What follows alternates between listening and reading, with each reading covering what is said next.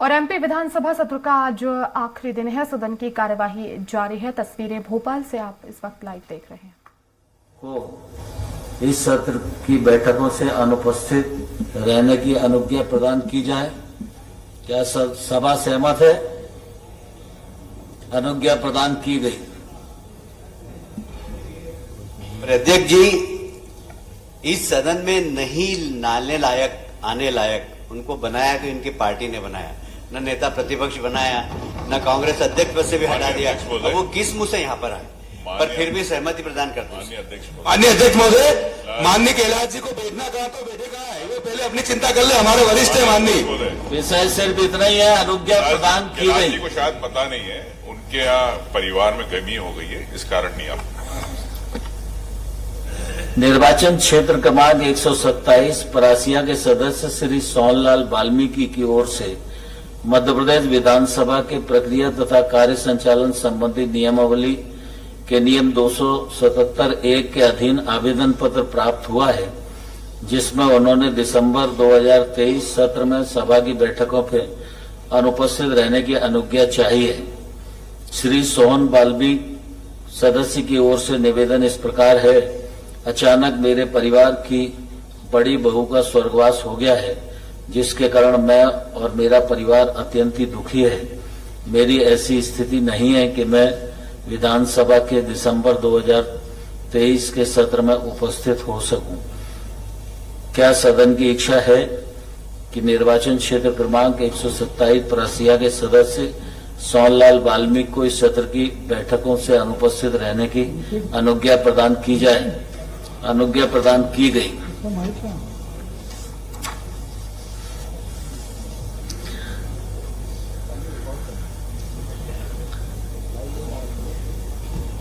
माननीय सदस्य चेतन कुमार कश्यप जी एक सूचना देंगे। कश्यप जी है।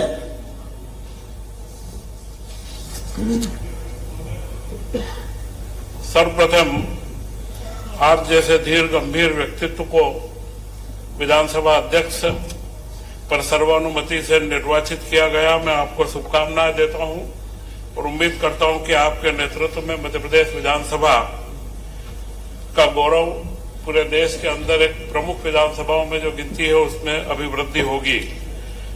मैं एक सूचना भी रखना चाहता हूं। माननीय अध्यक्ष महोदय, मान्यवर, राष्ट्र सेवा और जनहित मेरा ध्येय है और इसी उद्देश्य की पूर्ति के लिए मैं राजनीति में आया हूं। किशोर अवस्था से ही समाज सेवा के कार्यों में अग्रसर हूं तथा कई सेवा संस्थानों और प्रकल्पों का संचालन कर रहा हूं। ईश्वर ने मुझे इस योग्य बनाया है कि मैं जन सेवा में थोड़ा सा योगदान कर सकूं।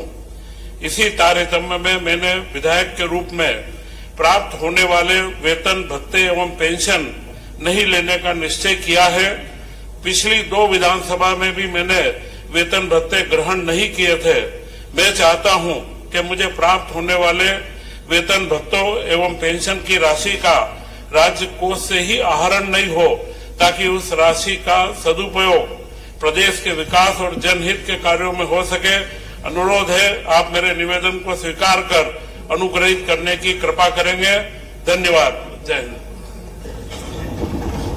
अब महामहिम राज्यपाल जी के अभिभाषण पर धन्यवाद प्रस्ताव पर चर्चा होगी। माननीय श्री कैलाश विजयवर्गीय जी।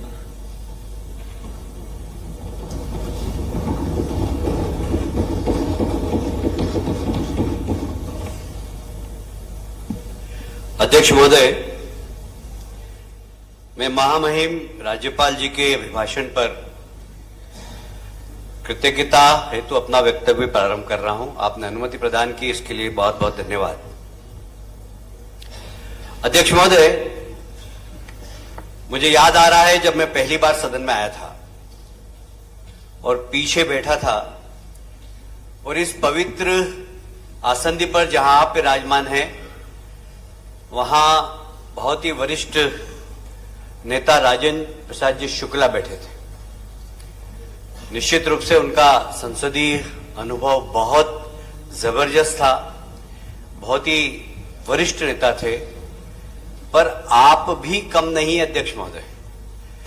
मैं कल देख रहा था विधानसभा लाइब्रेरी में, आज तक ऐसा विधानसभा अध्यक्ष एक भी नहीं बना जिसको तीनों सदनों का अनुभव हो। 4 नगर निगम भी, राज्यसभा, विधानसभा, नगर निगम और लोकसभा, चारों का है। निश्चित रूप से आपका भी इस आसंदी पर बैठना इस पीढ़ी के सभी विधायकों का सौभाग्य की बात है। उस वक्त मैंने राजेंद्र प्रसाद शुक्ला जी को आपके पास बैठा था, देखा था आपकी कुर्सी पर इधर भी मूर्धन्य नेता थे और इधर भी मूर्धन्य नेता थे।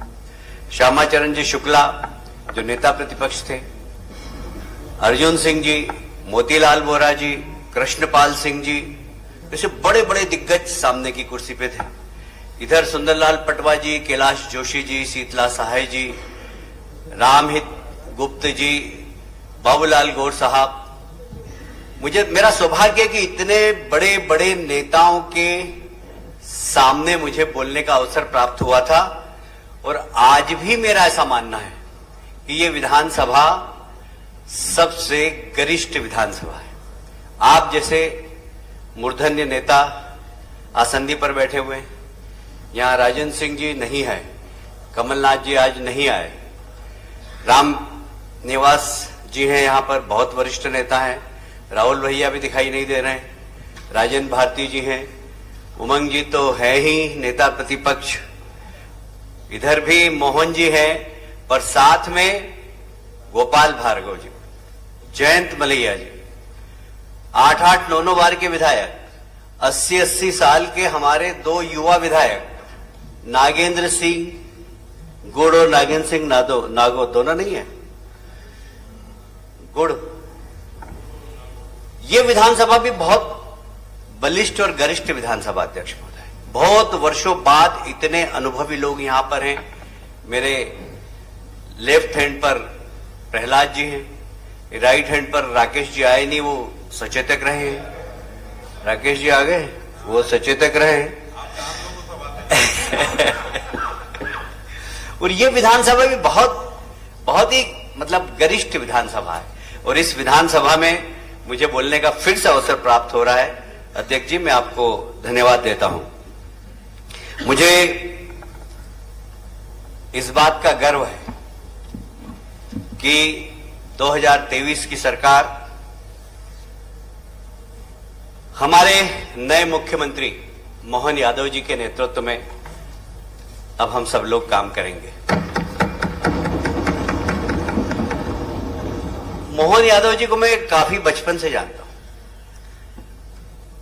मतलब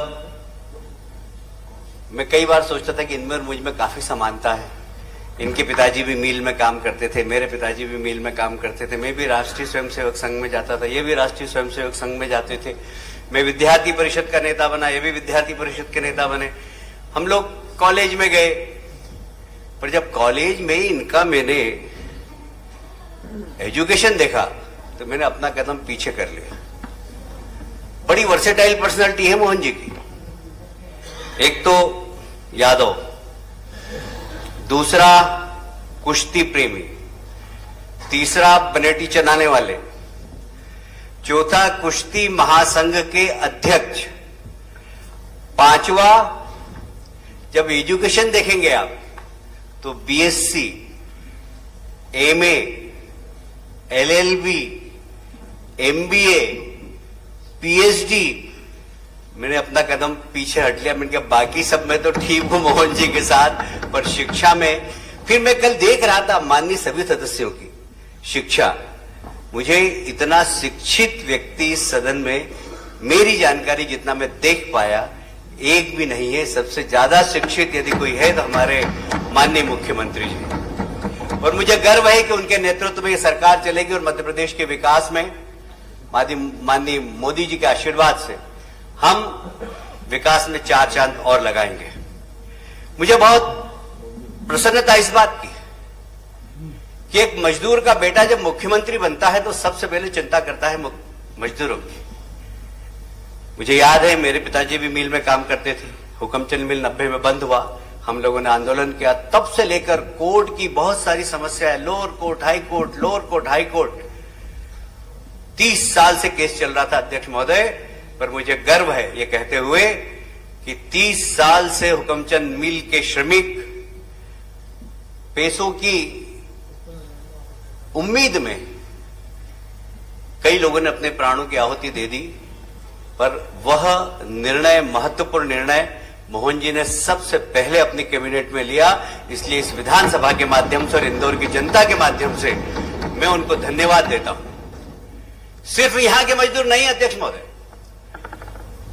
2023 का हमारा संकल्प पत्र, हमने घोषणा की थी कि हमारे वो मजदूर जो तेंदुपत्ता तोड़ते हैं उनको 3000 प्रति बोरी मानक से मिलता था। हमारे संकल्प पत्र में 4000 प्रति बोरा हमने घोषणा की थी। वो संकल्प पत्र को जमीन में उतारने का काम कर दिया है। 162 करोड़ रुपया उन मजदूरों को अतिरिक्त बांटने का काम हमारी सरकार ने किया। अध्यक्ष महोदय, मुझे इस बात की भी प्रसन्नता है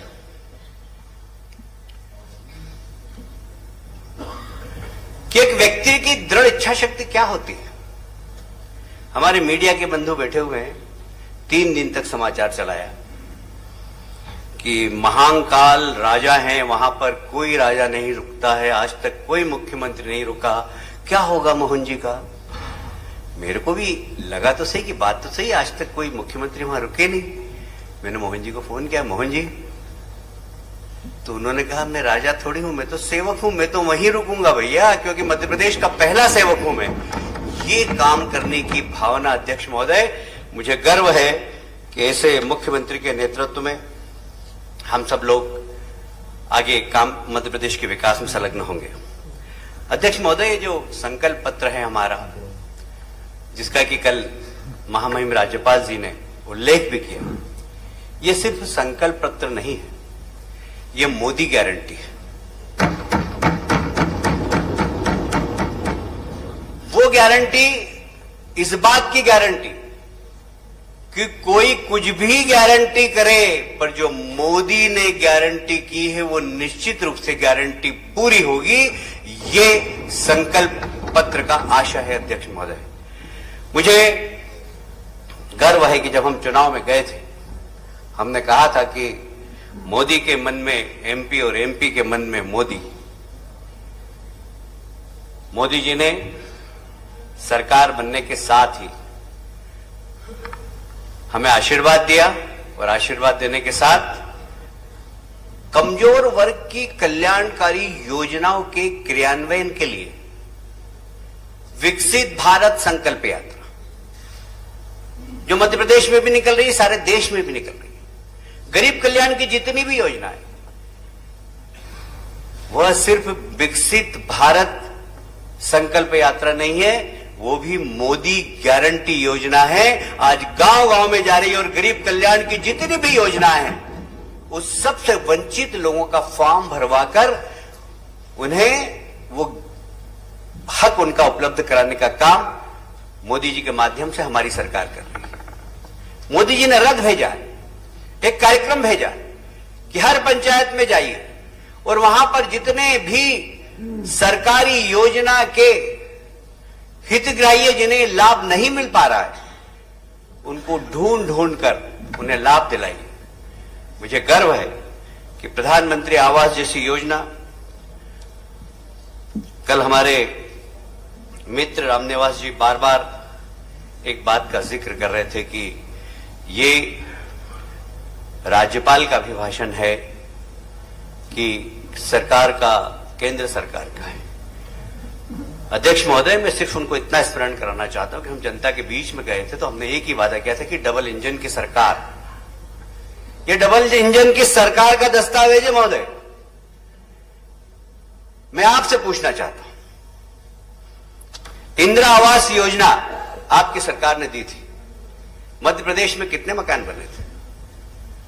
मुझे कहते हुए गर्व है कि लगभग 50 लाख से ज्यादा मकान मध्य प्रदेश में बने, 50 लाख से ज्यादा।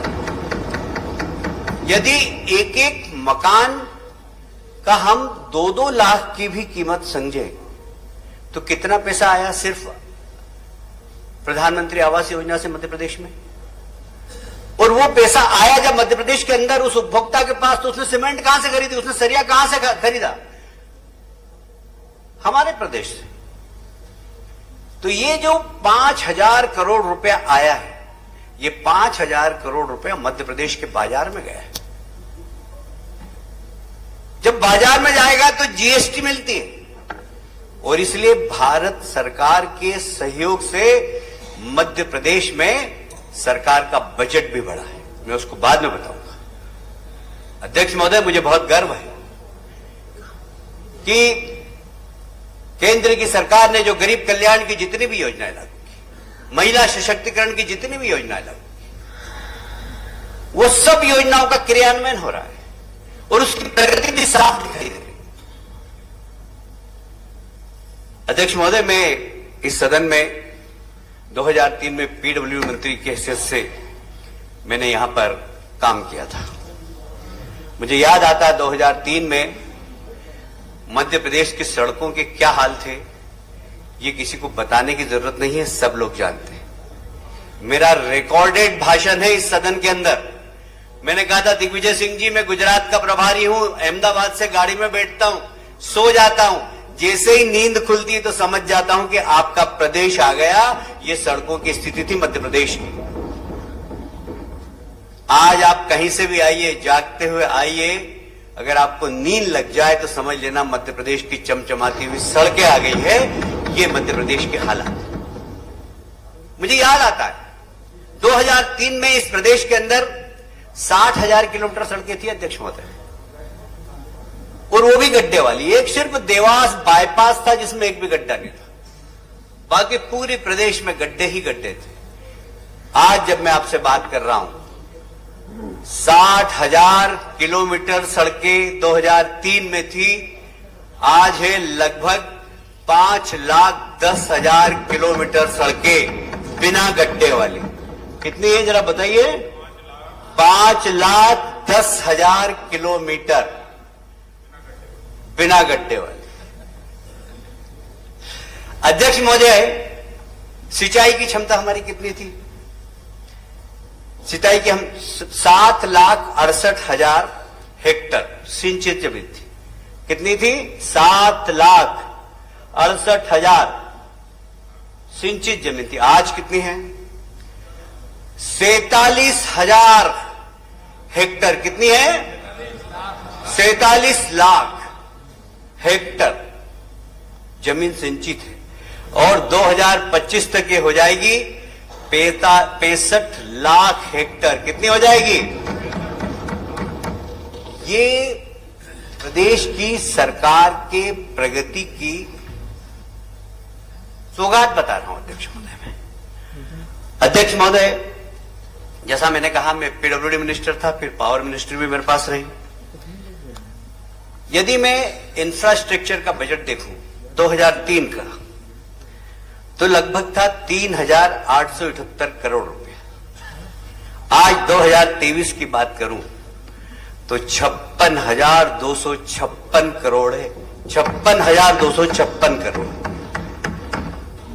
यदि मैं बिजली के उत्पादन की बात करूं, जब मैं पावर मिनिस्टर था तो बिजली का उत्पादन कितना था? तो 5,173 मेगावाट। 5,173 मेगावाट। रिक्वायरमेंट कितनी थी? 13,000 मेगावाट। मतलब कमी कितने की थी? 8,000 मेगावाट की। आज 29,000 मेगावाट का उत्पादन यह मध्य प्रदेश कर रहा है, और सरप्लस बिजली वाला प्रदेश है। यह सब भारतीय जनता पार्टी की सरकार से हुआ अध्यक्ष महोदय।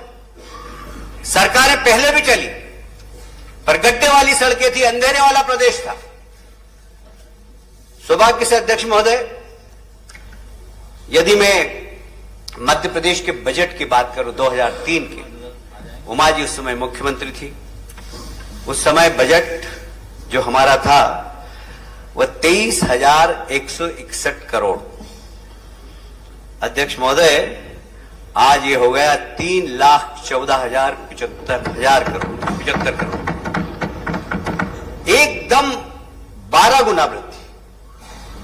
ये प्रदेश की प्रगति है।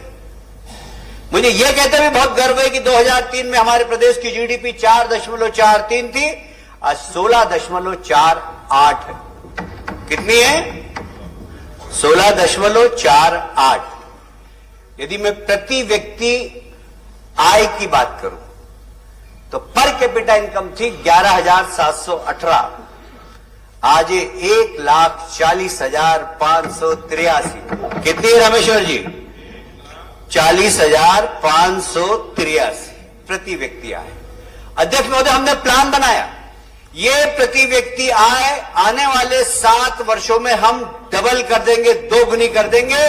इस विधानसभा में ये करके दिखाएंगे अध्यक्ष महोदय। ये हमारी आर्थिक प्रगति की मैं बात कर रहा हूं। हमारे देश के प्रधानमंत्री ने जब अमेरिका गए, तुम्हारे समझ में नहीं आएगी यार, तुम्हारे समझ में नहीं आएगी भाई, ये तुम्हारे समझ की बात ही नहीं, काहे को बोल रहे हो भाई? जिसमें समझ हो वो बोले, अब जिसमें समझ ही नहीं काहे को बोल रहे हो?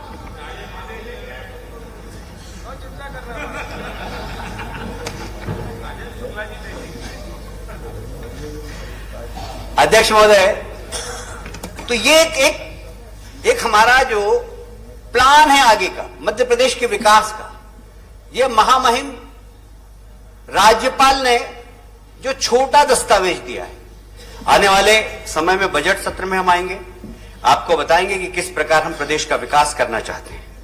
मुझे इस बात की भी प्रसन्नता है कि हमारे यशस्वी प्रधानमंत्री नरेंद्र मोदी जी ने 9 बातों का आग्रह किया है कि अगर देश की जनता इन 9 बातों का ध्यान रखे तो देश के विकास में हम सब बहुत बड़ा योगदान करेंगे। मुझे कहते हुए गर्व है कि स्वतंत्रता के 75 वर्ष हुए जब हमने अमृत महोत्सव मनाया था। जब प्रधानमंत्री जी ने कहा था कि अमृत काल है, आने वाले 25 वर्ष हम सब देशवासी संकल्प लें कि 2047 में जब स्वतंत्रता के 100 वर्ष पूरे हो जाए तो यह देश दुनिया का सबसे ताकतवर देशों की श्रेणी में खड़ा हो। उसमें अध्यक्ष महोदय मध्य प्रदेश की भूमिका भी बड़ी महत्वपूर्ण होगी। देश के विकास में भी मध्य प्रदेश की भूमिका बड़ी होगी। देश की जीडीपी बढ़ाने में मध्य प्रदेश की भूमिका बड़ी होगी, क्योंकि हमने जिस प्रकार का मास्टर प्लान बनाया मध्य प्रदेश के विकास का, वह देश की प्रगति में बहुत बड़ा सहायक होगा। माननीय प्रधानमंत्री जी ने 9 आग्रह किए। पहला आग्रह, पानी की हर बूंद बचाएं। दूसरा आग्रह, गांव-गांव को डिजिटल बनाएं। अध्यक्ष महोदय, ये हमने संकल्प लिया है। तीसरा, गांव शहर मोहल्ले को स्वच्छ बनाएं, स्वच्छता अभियान। इंदौर लगातार देश के अंदर लगातार स्वच्छता में नए कीर्तिमान स्थापित कर रहा है अध्यक्ष महोदय। चौथा, उनकी राय थी कि local made in India product promote करें।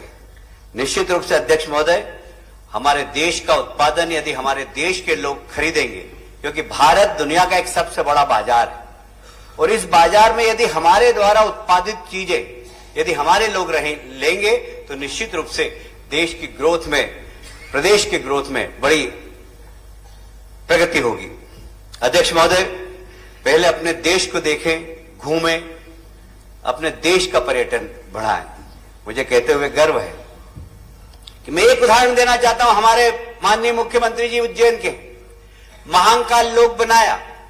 महाकाल लोक बनाते ही उज्जैन की इकोनॉमी बदल गई। जहां 15,000 लोग प्रतिदिन आते थे, वहां 1 लाख लोग प्रतिदिन आ रहे हैं। इंदौर, उज्जैन की होटल तो भर जाती है, इंदौर में भी रविवार सोमवार को होटल में कमरे नहीं मिलते हैं। सिर्फ एक मंदिर के विकास से हमारा स्थानीय पर्यटन इतना बदला है। ये जो सांस्कृतिक अभ्युदय हो रहा है, निश्चित रूप से इसमें भारतीय जनता पार्टी की बड़ी महती भूमिका है। अध्यक्ष महोदय, मुझे स्मरण आ रहा है, माननीय पटवा जी मुख्यमंत्री थे, राम मंदिर आंदोलन बन रहा था, केंद्र में सरकार कांग्रेस समर्थित थी। उन्होंने कहा कि राम मंदिर का समर्थन करते हैं या विरोध करते हैं। हमने कहा हम राम मंदिर का समर्थन करते हैं। पटवा जी ने यहीं से इसी सदन में कहा कि हम कुर्सी को ठोकर मार देंगे, बाकी हमारी विचारधारा के साथ में रहेंगे। मुझे कहते हुए गर्व है कि सांस्कृतिक अभ्युदय के कारण आज राम मंदिर भी बन रहा है 22 जनवरी को। ये देश के लिए गौरव की बात है, प्रदेश के लिए गौरव की बात है, क्योंकि हमने भी उस राम मंदिर आंदोलन में अपनी महती भूमिका अदा की थी। अध्यक्ष महोदय, प्राकृतिक खेती, इसके प्रति भी जागरूक रहने का आह्वान हमारे देश के प्रधानमंत्री ने कहा है। हम इसको भी आत्मसात करेंगे।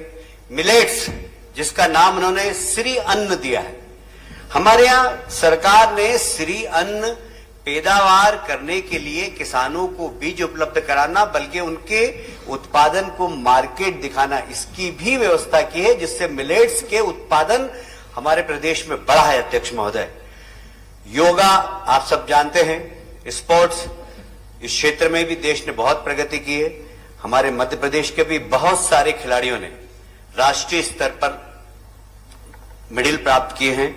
उसके लिए भी माननीय प्रधानमंत्री जी ने आग्रह किया है, और एक आग्रह बड़ा संवेदनशील किया है कि देश के हरेक व्यक्ति यह सोचे कि क्या मैं एक गरीब परिवार की मदद कर सकता हूं क्या।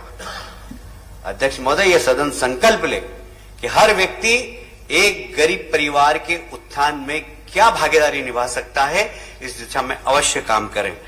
अध्यक्ष महोदय, मैं महामहिम राज्यपाल के इस अभिभाषण का समर्थन करता हूं, कृतज्ञता व्यक्त करता हूं, और ये विश्वास दिलाना चाहता हूं सदन को कि ये नई सरकार जो हमारे यशस्वी मुख्यमंत्री मोहन जी के नेतृत्व में आगे काम करने वाली है, वह विकास के कीर्तिमान रचेगी, सांस्कृतिक अभ्युदय के कीर्तिमान रचेगी।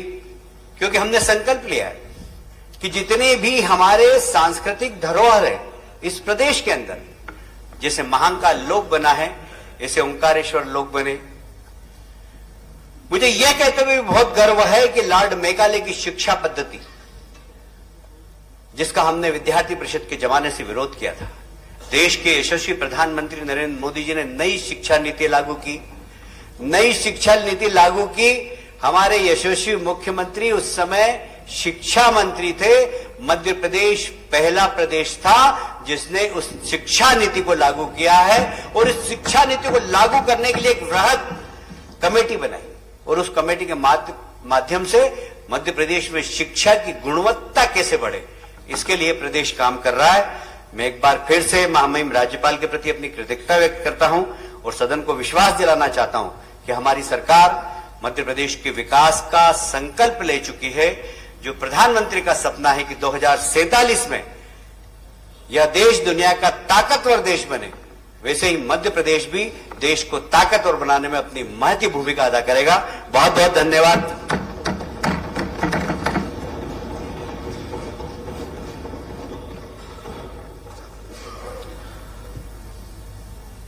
राज्यपाल जी के अभिभाषण पर कृतज्ञता ज्ञापन प्रस्ताव में मुझे 31 माननीय सदस्यों के संशोधनों की सूचनाएं प्राप्त हुई हैं। संशोधन बहुत विस्तृत स्वरूप के हैं, इसलिए पूरे संशोधनों को न पढ़कर केवल उनके प्रस्तावकों के नाम और संशोधन क्रमांक ही मैं पढ़ूंगा। जो माननीय सदन में उपस्थित होंगे उनके संशोधन प्रस्तुत हुए माने जाएंगे। श्रीमती सेना महेश पटेल क्रमांक 1, श्री अभय कुमार मिश्रा क्रमांक 2, श्री रजनीश हरवंश सिंह 3, श्री मोन्टू सोलंकी 4, श्री देवेंद्र नारायण सखवार 5, श्री विपिन जैन 6, श्री केशव देसाई 7, श्री सुरेश राजे 8, श्री राजन मंडोई 9, श्री हीरालाल अलावा 10, श्री दिनेश गुर्जर 11, श्री आसिफ मसूद 12, श्री संजय उइके 13, श्री साहब सिंह गुर्जर 14, श्री कमलेश्वर डोडियार 15, श्री विवेक विक्की पटेल 16, श्री मधु भगत 17, श्री सुनील उइके 18, श्री चैन सिंह वरकड़े 19, श्री दिनेश जैन बोस 20, श्री महेश परमार 21, श्री नारायण सिंह पट्टा 22,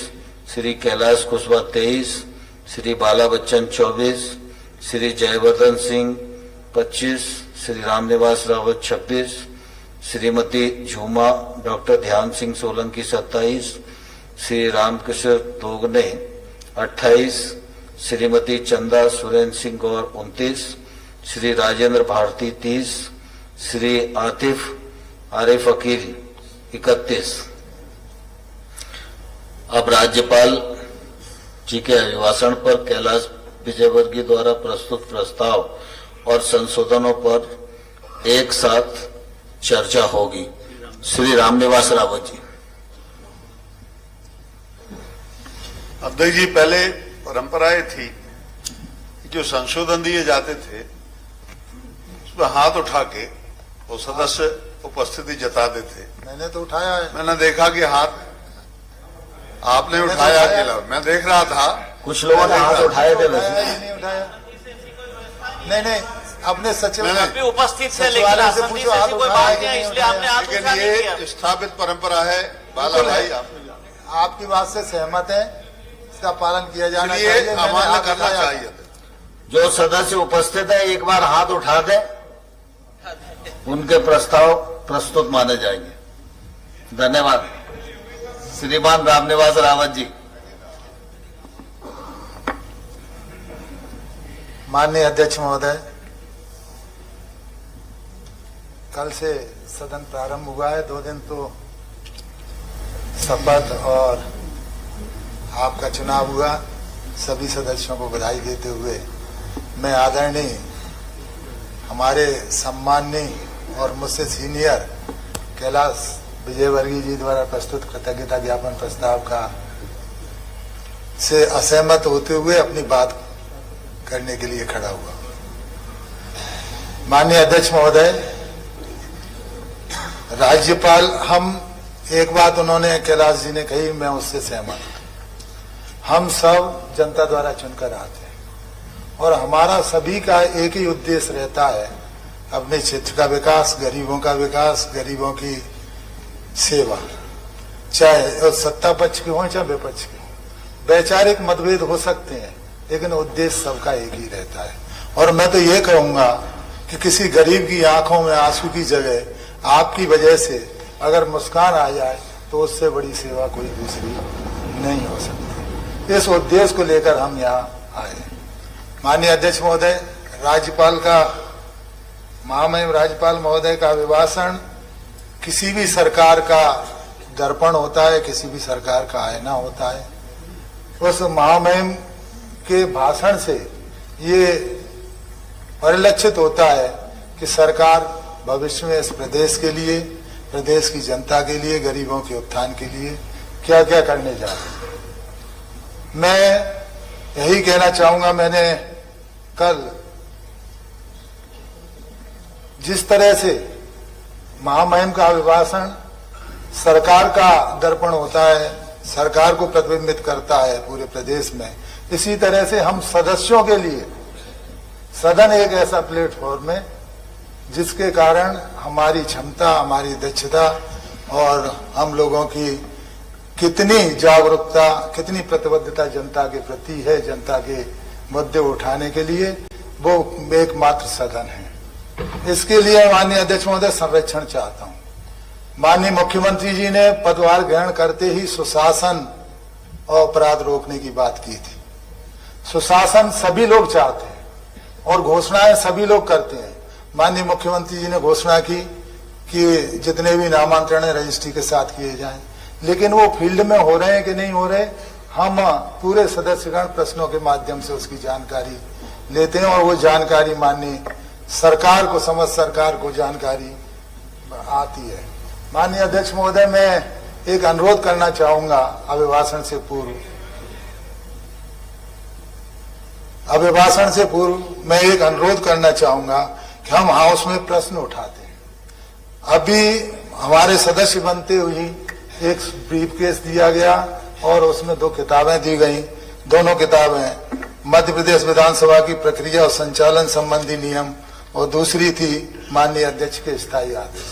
उसमें एक संशोधन था, मैं उसका उल्लेख करना चाहूंगा कि विधानसभा के किसी भी कार्यकाल के समस्त सत्रों में सदन की बैठकों हेतु प्राप्त प्रश्न की वे सूचनाएं जो स्वीकृत होकर विभाग के उत्तर हेतु भेजी जा चुकी हैं कि अपूर्ण उत्तरों को पूर्ण उत्तर सभा के विघटन होने के ठीक पूर्व प्राप्त नहीं होने पर सभा के विघटन पर व्यपगत माने जाएंगे। माननीय अध्यक्ष महोदय, इस स्थायी आदेश से हमारे प्रश्न करने का कोई अर्थ ही नहीं रह जाएगा। अगर कोई अधिकारी जिसके खिलाफ प्रश्न उठाए, अगर किसी भ्रष्टाचार के खिलाफ प्रश्न उठाए, वो तो भेज देगा जानकारी एकत्रित की जा रही है, उसकी ना हाउस के प्रति प्रतिबद्धता रहेगी न हाउस के प्रति कर्तव्य निष्ठा रहेगी। कम से कम ये होना चाहिए। ये मैं अंतिम सत्र के संबंध में तो मैं ठीक समझता हूं कि सभा का जब अंतिम सत्र होगा उसके लिए तो ठीक है, लेकिन प्रथम सत्र से लेकर अंतिम सत्र तक अगर जानकारी एकत्रित की जा रही है तो हमारे प्रश्न का कोई अर्थ नहीं रह जाएगा। आप विद्वान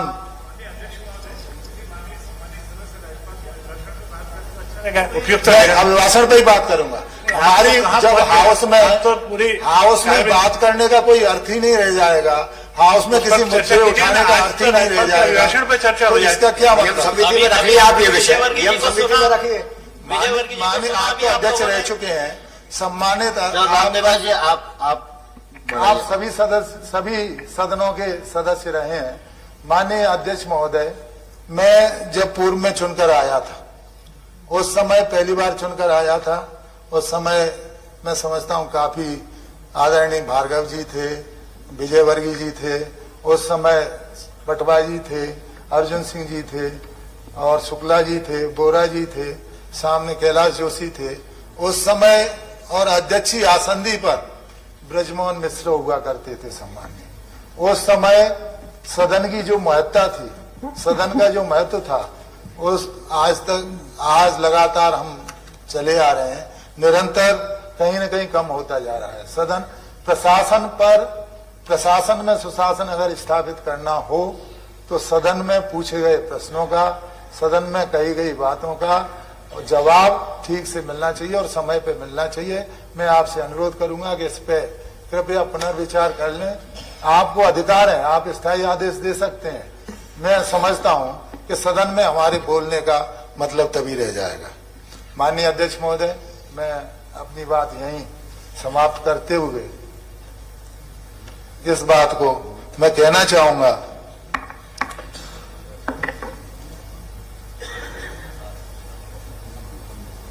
माननीय अध्यक्ष महोदय, अभिभाषण मैंने पढ़ा, अभिभाषण में आप भाषण शुरू कर रहे हैं? जी, शुरू कर रहा हूं माननीय अध्यक्ष महोदय। अभिभाषण में अब फिल्म अब आएगी, पहले ट्रेलर था। हमें कोई आपत्ति नहीं है, केंद्रीय योजनाओं का नाम होना चाहिए। अभिभाषण में कल मैंने जो कहा, आपने हमारे विजयवर्गीय जी ने उल्लेख किया, अभिभाषण में 48 बिंदु हैं और 48 बार मोदी पीएम प्रधानमंत्री का उल्लेख आया है। नहीं, कोई बुराई नहीं है, हम तो पूरी तरह से सीएम को गायब कर दो तब भी कोई बुराई नहीं मानेंगे। मात्र 14 बार सीएम का उल्लेख आया है। ऐसा लग रहा था, इसलिए कहा था मैंने विजयवर्गीय जी कि ऐसा लग रहा है जैसे मोदी जी द्वारा भेजा हुआ किसी केंद्र प्रशासित प्रदेश की विधानसभा में पढ़ा जा रहा है अभिभाषण। हमें इससे कोई आपत्ति नहीं है। माननीय अध्यक्ष महोदय, रामनिवास जी, आप जानते हैं कि भारत सरकार प्रत्येक योजना में 60% राशि का योगदान, या कहीं कहीं किसी योजना में 90%। उल्लेख क्यों नहीं होना चाहिए, बताएं? तो मैंने अपनी बात कह दी। अगर यही आप करते रहते, उल्लेख तो अब इसलिए भी करना पड़ेगा कि उल्लेख के बिना काम नहीं चलेगा। अब जो भी चलेगा वहीं से चलेगा।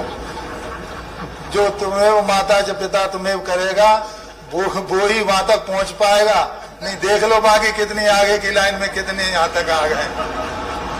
मेरी सरकार या मेरा प्रदेश कहा तो आप भी नहीं बचोगे। आप तो एक परिवार की आरती उतार रहे हो, आप एक परिवार की आरती उतार रहे हो। आप अन्य अध्यक्ष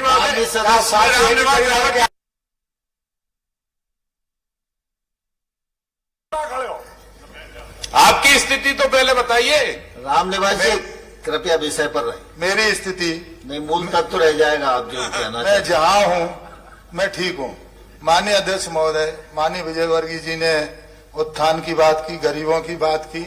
मैंने अभिभाषण पढ़ा और इस अभिभाषण में दिया हुआ है कि मोदी जी का संकल्प है गरीबों, युवाओं, किसानों और महिलाओं ही हमारी सब वीवीआईपी हैं, उन्हीं की सेवा करना हमारा फर्ज है। विकास एक अनवरत चलने वाली प्रक्रिया है। 2003 में जब सरकार थी 2003-04 में, तब कर्ज था 30,000 करोड़।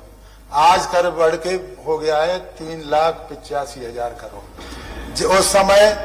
उस समय प्रति व्यक्ति कर्ज था 20,000, आज प्रति व्यक्ति कर्ज हो गया है 50,000 रुपए प्रति व्यक्ति।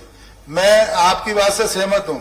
आपके अभिभाषण में दिया हुआ है कि गरीब कल्याण अन्न योजना के माध्यम से हम 5,31,00,000 लोगों को निःशुल्क राशन देते हैं। हम इसमें बुराई नहीं मानते, लेकिन 8.5 करोड़ इस प्रदेश की जनता है। 8.5 करोड़, अगर 5,37,00,000 को आप गरीबों को राशन देते हो तो किधर गरीबी मिटी, किधर गरीबों का विकास हुआ? ये सबसे बड़े दुर्भाग्य की बात है। उस समय गरीबी रेखा के नीचे प्रतिशत हुआ करता था 3-4 में 35। अगर इस प्रतिशत को निकालोगे तो 70% आज गरीब हैं। कहां जा रहा है ये पैसा? अगर विकास हो रहा है प्रदेश का, आपने जो बताई 1,48,000 प्रति व्यक्ति आए, किसकी है? जब 5,37,00,000 लोग अन्य योजना के तहत राशन ले रहे हैं तो ये किसकी है? मैं तो ये पूछना चाहूंगा माननीय अध्यक्ष महोदय, गरीबों के लिए काम करें।